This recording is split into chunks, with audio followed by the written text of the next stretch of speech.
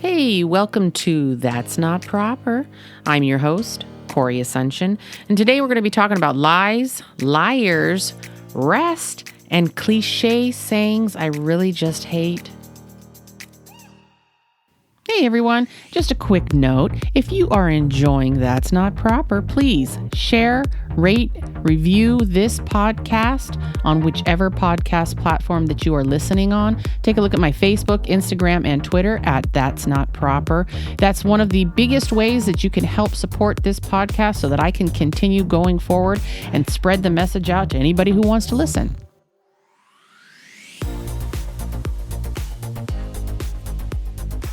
So, this past weekend, we had our family and friend November holiday dinner.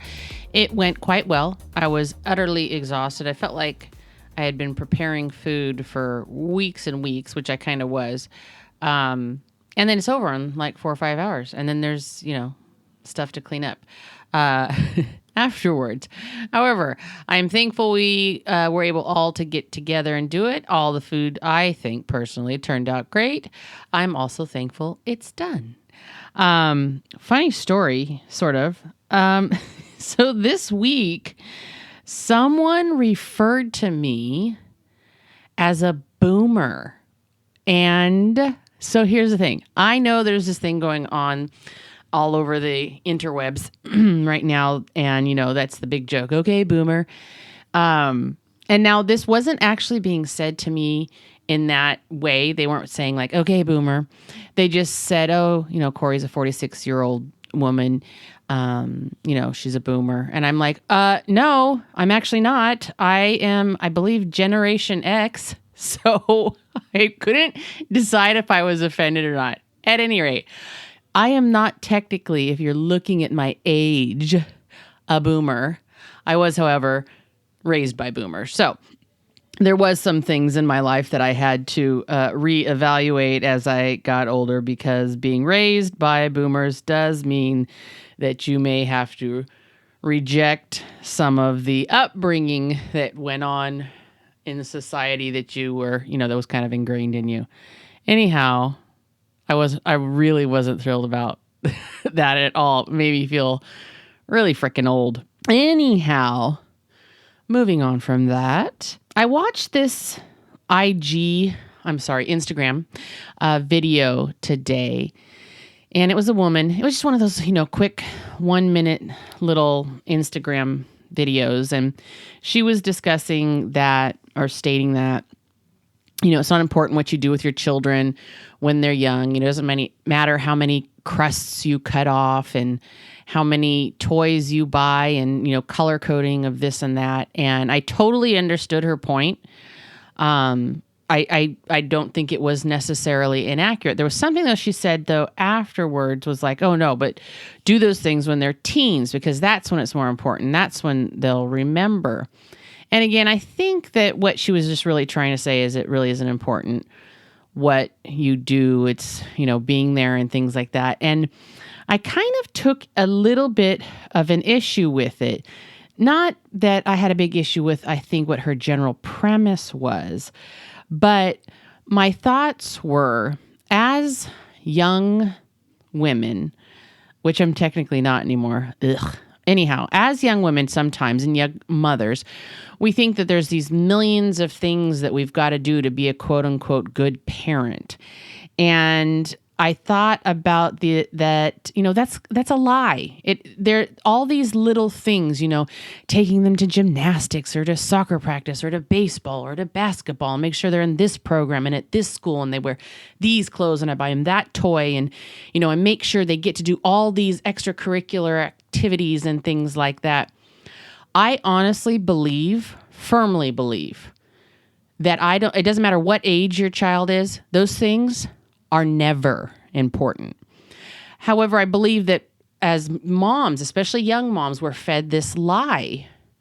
And we are constantly, or I was, you're kind of trying to fill those shoes, and so-and-so does this and did that with their kid. And oh gosh, I've got to do that. And it's just so much stress. Anyhow, again, I don't believe that those are things are necessary. I think as a parent, the things that are necessary are to raise your child to be a kind, compassionate, loving, independent, self-thinking child. They want you to be present. They don't really truly care about the presents that they receive. A child, of course, enjoys those things. Heck, I enjoy those things. I love little gifts and things like that and little extras that someone's done for me. But that's not what's the most important thing to me. And I know that for a fact that that's not what produces great children or great moms. So I say that more as an encouragement for moms of any age, but especially young moms who are just figuring these things out, or maybe women who aren't moms yet and may one day be. And they need to know that as wonderful as all these extra things can be for a child, that is not truly what is needed. That is not what's going to produce a child that is of great value to society. It is not what is going to produce a great child who is an independent, strong self-thinker. That's not what's going to do it. So this is really just an encouragement kind of statement. Moms, just be there for your child. Talk to your child, communicate with your child, hang out with your child. You want to do those extra things, do those extra things. But those extra things do not make a good mom or a better child. So anyhow, listening to that and considering that, I believe it's a lie that is fed. Then I started thinking about lies in general. And part of the reason for even beginning this podcast was that I felt as though I had been fed lies my entire life. And that's actually a really bitter pill to swallow, because I also perpetuated those lies. And here's why I think that it was bitter for me and it's bitter for other people when I say to them or they hear this podcast, oh, those were lies. You know, I was fed lies. These things were not truths. And here's why I believe they're lies. If you have been taught something or something has been ingrained in you and you pass that thing on to somebody else and you tell them this is the best way, this is the right way, this is the truth. And then it turns out later on that it is not the truth. The only thing it can be is a lie. Now we can paint pretty pictures on it and we can say things like, oh, you know, words to me that are pretty picture words for lies are things like rumors and gossip and misleading or insincere. But really, the backbone, the foundation of all of those things is a lie. And so why this was even a bitter pill for me was because I had to look back in retrospect and go, these things that I believed, these things that I was vocal on, these things that maybe I even taught my children, and now I've come to find out they weren't true. Yeah, maybe I did not do it with intent. I wasn't trying to lie to my children. I don't believe necessarily that all of society or all of my family or all of the church or all of my school, I don't necessarily believe that they were always intentionally lying to me. But if you are perpetuating something because it's been told to you and you haven't considered the truth of it or not, if you haven't investigated for yourself and you've just submitted to an authority just because they say so, and then you find out later on that it's not the truth, that it's not right, that it's not accurate, that it's harmful, it doesn't change the fact that it was a lie, and it was a lie that you were party to. I mean, honestly, you could go through all of history and you could look at situations, even like major situations where groups of people were told something, whether it was something to do or something to believe or a way to behave. And then you see tragedy come from it. And it always turns out, not always, but most of the time it turns out in these historical situations that these were lies fed to people and they believed them And they believed him because they believed whoever it was that was maybe in authority over them. Because why would this person tell me an untruth? And so they perpetuate these things, and they may not have perpetuated them fully believing that they were perpetuating a lie. They were perpetuating what they believed was accurate and that was right. It does not change the fact that what was being perpetuated was a lie, intentional or not. I hate being called a liar. I really, truly go out of my way to be honest. And I don't necessarily mean blunt honesty all the time, but I do not like being called a liar, especially because I'm kind of a perfectionist and I don't like to be wrong. Nobody likes to be wrong. I don't think anybody wants to be called a liar. However, if you are seeing in your life that the things that you knew when you were young are not right, they were lies. They were lies fed to you. It does not necessarily mean that they were fed intentionally. Some were. I have news. There were some that were intentionally fed to me. But it doesn't change the fact that the foundation of it was, in fact, a lie. And so then what you have to do is you have to then take a look at yourself. You have to turn it inward, which is what I have to do. Was what I did, was what I'm doing. And I am searching hard. Where was I fed lies? What are the lies that I perpetuated? Where do I need to go now to fix these things? What facts do I need to find out? Is this accurate? Even that, your conscience, that gut feeling, whatever you want to call it, there are times where I truly believe that's an accurate measure. There are times where I think it's probably based a little bit more on emotional reaction. But there are times where that is an accurate measure. When you are in a situation, you're like, oh, something doesn't feel right. This doesn't sound right. This doesn't look right. I don't think, this is accurate. Yeah, the whole world might be saying it is, but something's off. Investigate, dig, find out. And honestly, don't perpetuate it until you know 100% with 100% certainty that what you're perpetuating is truth. Because what ends up happening is when you feed into this and you're feeding this lie, this plate of lies, what you're feeding then is lies to other people who are going to take those lies then and they're going to feed them to some more people and they're going to feed them to their children and so on and so forth. And the idea that I could possibly be someone who has created this, cataclysmic, is that the right word? Lie and fed it. And I've made it so it's ingrained in other people that maybe I don't even know it's terrifying to me. It grieves my soul to think that I've done that. And so I had to turn inward and I had to take a look and go, okay, you know what? This was done. I cannot fix the past. I cannot dwell on it, but I can definitely learn from it. And I can go forward now and make sure that I am speaking truth and that I don't speak at all until I know that what I'm speaking is, in fact, truth. There's this phrase going around on the internet. It's been going on for a while, and it's one of those, it's kind of cliche. I really am not a fan of it. And it's speak your truth or live your truth. And here's why I have a problem with that.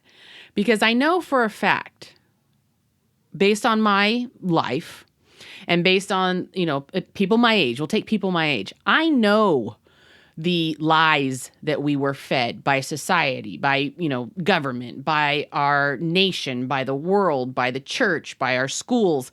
I know the lies, and we all believed them. And so if living your truth is still living in those things, or speaking your truth is still speaking those things, yeah, I don't really want to hear it because you're speaking your lies to me. Thank you very much. I'm good. So I'm not really a big fan of those, especially when you're watching it being said by a people or a person or a group or whatever, where you have seen many times over, there is a characterization of lack of facts, things that aren't true, things that are inaccurate, things that in your gut feel wrong. Yeah, I don't really want to hear about your speak your truth and live, love, laugh. I'm really not a fan of any of those cliche sayings. I can already hear feedback from that one. Someone's going to say I'm being judgmental. And it's not what it is. It's just maybe I'm a little bit of a pessimist, or, well, really, I really tend to not believe people anymore. And okay, fine, maybe that's unresolved issues for my past, but I just see a lot of these cliche sayings going around, and it is not backed up by actions. And so my problem is, quit saying that stuff if you're not really going to do it. It's really honestly better if you just say nothing or be totally factual. I don't know what the hell I'm talking about, so I'm just going to, whatever, verbal vomit all over the place. And here it is. I'd rather have that. I would rather you be bluntly, painfully, horribly, evilly honest with me than tell me I'm living my truth while you're actually not, because that's annoying as hell, and it really serves absolutely no one, and in fact really doesn't serve yourself. And so the thing is you're actually harming yourself when you're doing those things. My partner, my baby daddy, he has a phrase that he uses on almost everyone. He means it. He's very sincere, and honestly, sometimes he's saying it and he is actually, it's as if he's saying it to himself, and people don't always understand that. But the phrase is, it's actually not a phrase, just a word, rest. And in other words, do nothing until you know for sure. Do nothing. If you don't know, rest. If you're worried, rest. If you think it's a lie, rest. Do nothing. Because the thing is as annoying as it has been, there's been times when he says it to me, I'm like, oh my gosh, can you find another word? You're making me nuts. But in actuality, I know he's right. And he says it because, and it makes absolute sense when you break it down this way. If you are unsure, if you are worried, if you're looking at something and going, wait a second, this doesn't feel right. This could be, I think I'm being lied to, or this was a lie, or this is a mistruth that I could be spreading, still a lie. I need to, before I do anything, I need to rest. I need to stop. I need to cease. And I need to figure out, okay, wait a second.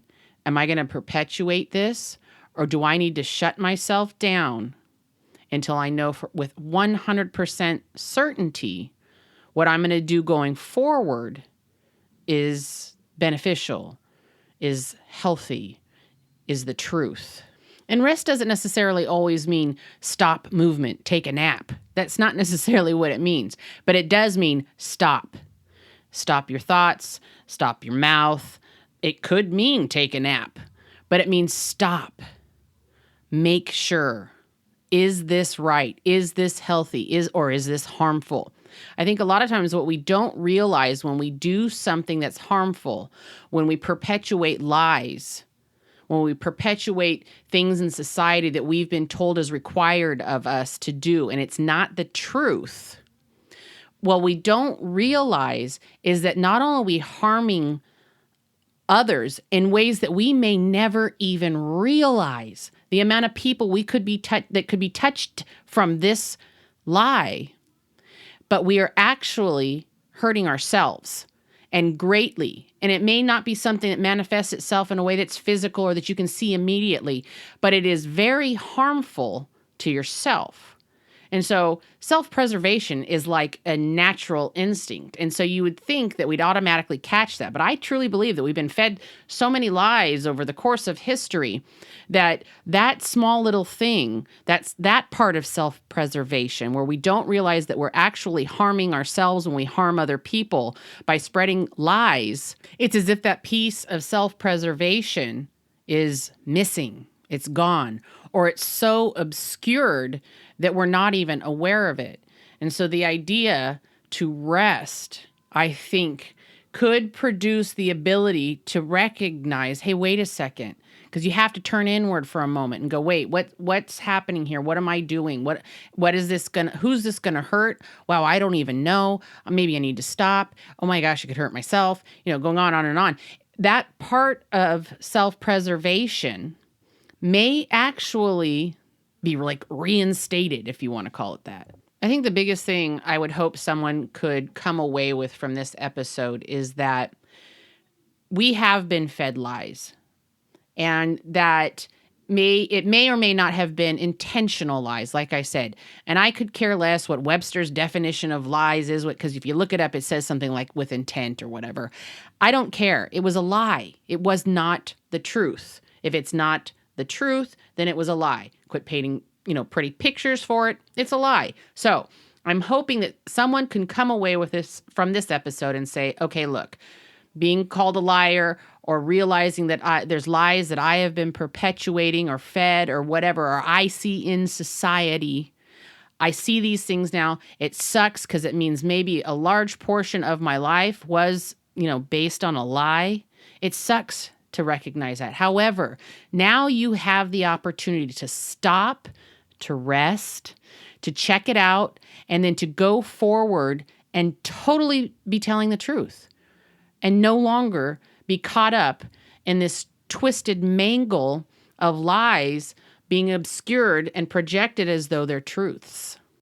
I just really want to thank my listeners for being consistent and hanging out and listening to my babble and to my story.